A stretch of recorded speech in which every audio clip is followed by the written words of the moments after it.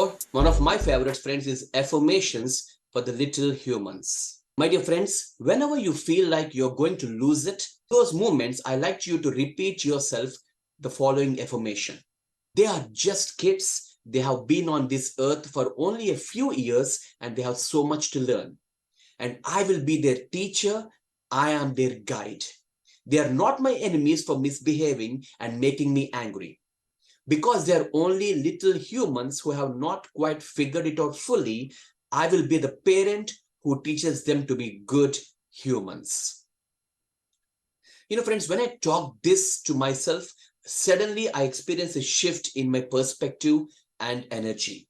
I go from the situation of ready to snap to ready to become the best parent ever. In addition, friends, here are some more useful affirmations. Today, I will choose kindness over anger. My child is still learning and I will be a model of kindness.